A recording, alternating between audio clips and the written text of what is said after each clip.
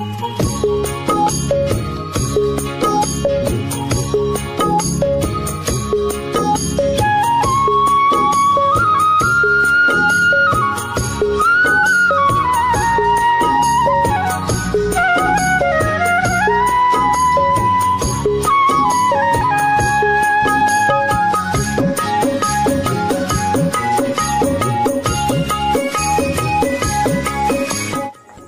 সকাল বন্ধুরা, আশা করি তোমরা সবাই খুব ভালো আছো। নতুন আরও একটি ব্লগে তোমাদের সবাইকে অনেক অনেক স্বাগত। আবারও একটা নতুন দিন, নতুন সকালকে সঙ্গে নিয়ে হাজির হলাম বন্ধু তোমাদের সামনে। তো আজকে কিন্তু খুব সকালেই ঘুম থেকে উঠেছি, আর এখন কটা বাজে? 7:30। এরই মধ্যেই কিন্তু আমার বাসি ঘরের সমস্ত কাজ কমপ্লিট, আর জল ধরাও কমপ্লিট হয়ে গেছে।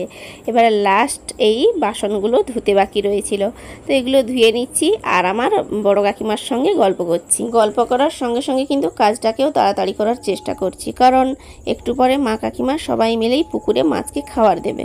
বলেছিলাম না যে আমাদের পুকুরের রুইরই এক প্রজাতির মাছ ছাড়া রয়েছে, তো মাছটা প্রায় এখন ছাড়া হয়ে গেল 6-7 মাস। কিন্তু ওই কয়েকদিন আগে যে জাল ফেলা হয়েছিল না, মাছগুলো যেই উঠেছে দেখলাম যে খুব একটা বাড়েনি। তো এই বিষয়টা বাবাকে বলতে বাবা বলল যে পরিমাণ খাবারটা দেয়া হচ্ছে তার থেকে খাবারের পরিমাণটা বাড়িয়ে দিতে।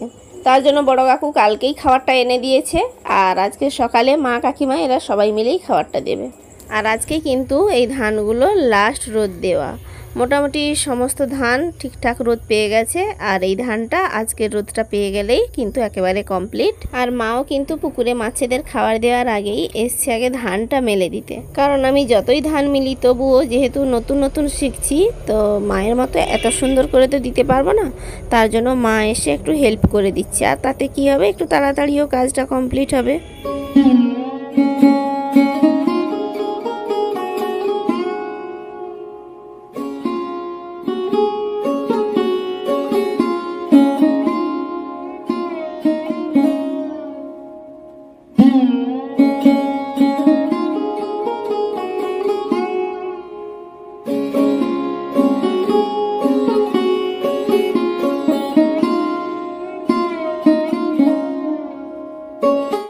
এদিকে দেখো ছোট কাকিমা কিন্তু মায়ের আস্তে আস্তেই মাছকে খাবার দেওয়া শুরু করে দিয়েছে, কারণ সকাল টাইমটায় যত তাড়াতাড়ি মাছকে খাবারটা দিতে পারে ততই ভালো।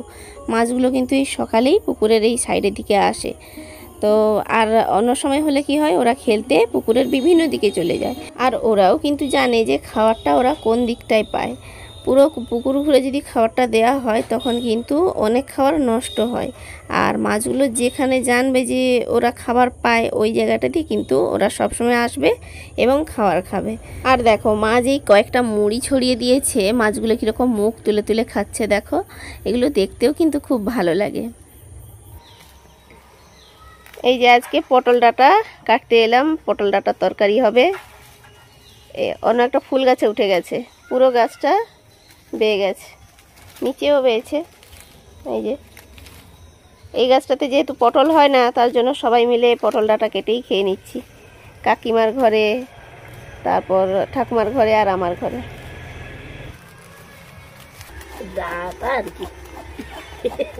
এই যে মা পটল ডাঁটা কাটতে এসে ঘাস কাটছে।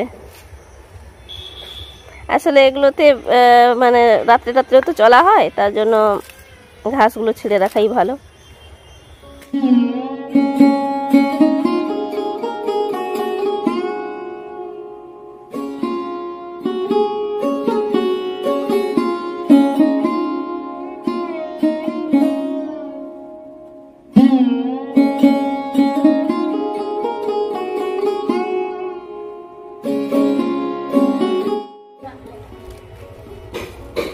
এই যে পটল ডাঁটাগুলো কাটবো, তার আগে তোমাদেরকে একটা জিনিস দেখাই। কালকে যে দই এনেছিলাম না, ওই দই দিয়ে মা কিন্তু বাড়ির দুধকে দই বসিয়ে দিয়েছিল। দেখো কি সুন্দর দইটা বসে গেছে, একদম দারুণ সেট হয়েছে দইটা। গরমটা কি বিভৎস পড়েছে। তো এই যে দুধটা জাল দিতে বসিয়ে দিয়েছি, সিমে দিয়ে দিয়েছি। আমি এবার পটল ডাঁটাগুলো কাটবো, ততক্ষণে দুধটা হতে থাক। আর একটু পরে যাবো কাকিমাদের বাড়িতে মাছটা আনতে, কারণ ওই দিন যে মা বড়শিতে তেলাপিয়া মাছ ধরেছিল, পরের দিন সোমবার ছিল বলে আর ভাগ হয়নি, রেখে দেওয়া হয়েছে ফ্রিজে। তো যাবো একটু পরে, আগে কিছুটা পটল ডাঁটা কাটি। সত্যি কথা বলতে কি বেশ বহুদিন ধরেই পটল ডাঁটা কিন্তু আমাদের বাড়িতে রান্না হয়নি। ওই ঠাকুমা এসে ডাঁটা নিয়ে চলে যায়, ওদের নাকি খুব ভালো লাগে, আর একটু তেতো লাগে বলে আমাদের বাড়িতে খুব একটা বেশি রান্না হয় না।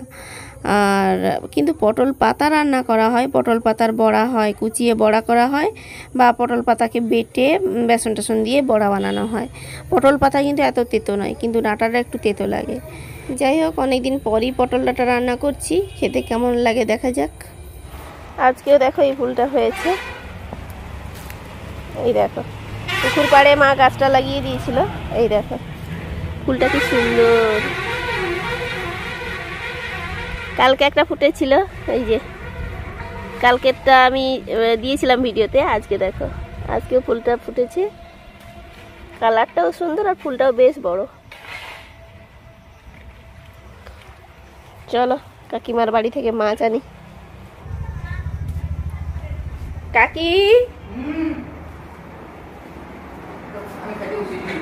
খাইতে বসেছ? এখন বাজে প্রায় সকাল 10টা 10, আর কাকিমার স্কুল রয়েছে জন্য ভাত খেতে বসে গেছে, আবার বেরোবে টাইমে। তো কাকিমা খেয়ে উঠে এই যে মাছটা ভাগ করলো। এই যে ভাগে পেয়েছি এই মাছ। চলো, এখনো ঠান্ডা আছে, আরও মনে হয় আধা ঘন্টা রাখতে হবে, তারপর স্বাভাবিক তাপমাত্রায় আসবে।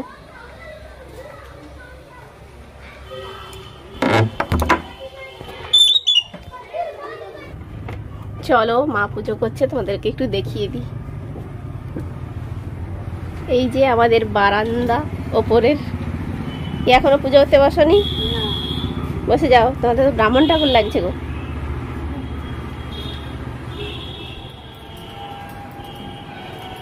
সব সাজানো হয়ে গেছে? হ্যাঁ, ফুলটা আজকে তুলেছি, মানে ভিডিও করেছি। দাঁড়াও, এই দেখো কি দারুণ, উফ ফুলটার কালারটা জাস্ট এত সুন্দর। এই দেখো আমাদের গোপালকে একবার দেখে নাও।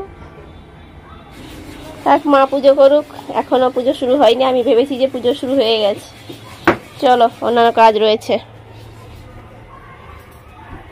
মাছটা রেখে দিয়ে স্নান করে এসে রান্না করতে যাব, তখনই ফোন এলো আমার এক বৌদি, ও কলকাতার থেকে ওর বাবার বাড়ি যাচ্ছে। কলকাতাতে ওরা থাকে, মানে আমার মাসির বৌমা। তো বলল যে মাসি আর তুমি, মানে আমাকে বোন বলে যে তোমরা রাস্তার ধারে দাঁড়াও, আমি দেখা করব। তো যাই হোক, আমি কাপড় টাপড় মেলে দিয়ে আমি আর মা এই যে দাঁড়িয়েছি, দেখো এই বাসেই কিন্তু ওরা যাচ্ছে। তো মাও এটার থেকে হাত নাড়ছে আর ওরাও বাসে আছে দেখছে। আর আমার দাদার একটা মেয়েও রয়েছে 3 বছরের, পুচকিটা, ও বাসে আস্তে আস্তে ওর মায়ের কান ঝালাপালা করে দিচ্ছিল, কখন পিপিকে দেখতে পাবো।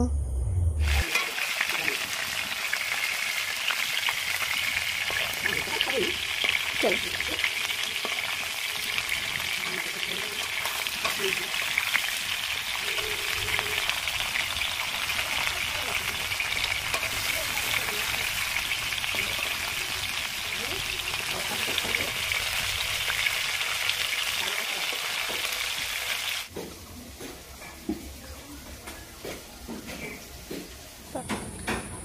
এই যে রান্না চলছে, হয়েছে পটল ভাজা, মাছের ঝাল ওইদিকে হয়ে গেছে, পটল ডাঁটা তরকারি বাকি রয়েছে, কলা আলুর তরকারি বাকি রয়েছে, আর এদিকে হচ্ছে তেঁতুলের টক, তেলাপিয়া মাছের তেঁতুলের টক ফুটছে এখন।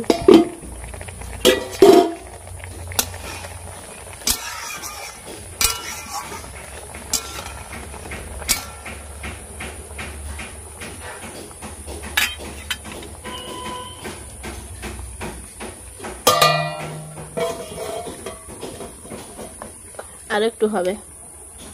যাই হোক, সব রান্নাই শেষ মোটামুটি। এই পটল ডাঁটার তরকারিটা হয়ে গেলেই হলো। এটা যেহেতু তেতো তরকারি, তার জন্য সবার লাস্টেই বানাচ্ছি।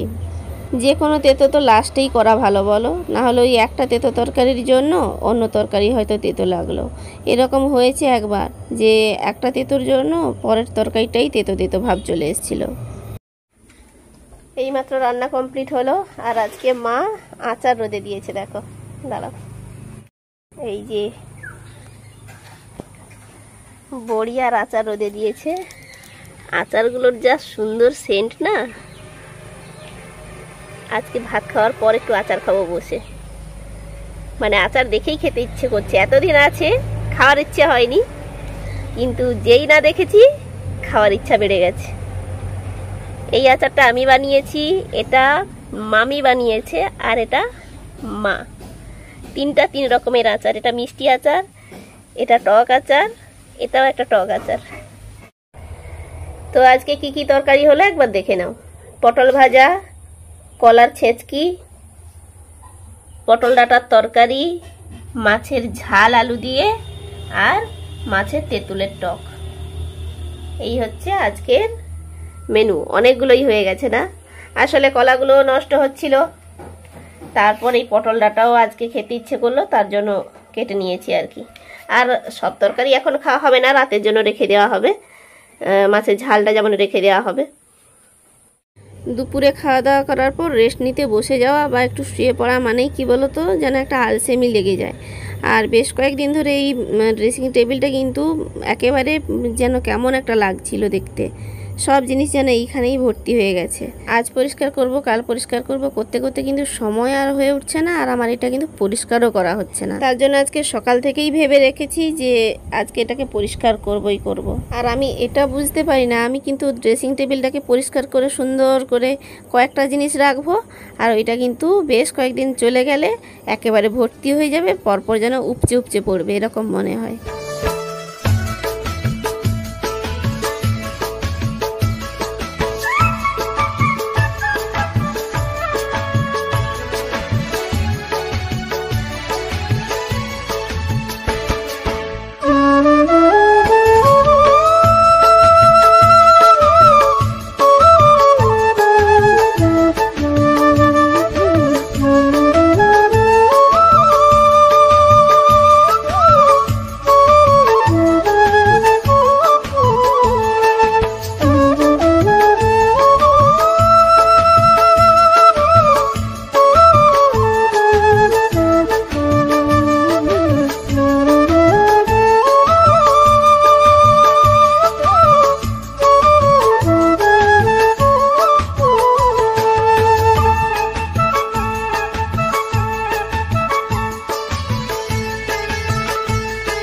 তো বন্ধুরা, এতদিন ধরে ভেবে রাখা কাজটা আজকে আপাতত করতে পারলাম। মনটাও খুব হালকা লাগছে, আর দেখতেও খুব ভালো লাগছে। তাহলে বন্ধুরা, আজ এ পর্যন্তই। সবাই সুস্থ থেকো, ভালো থেকো, সাবধানে থেকো। দেখা হচ্ছে নেক্সট ব্লগে। টাটা।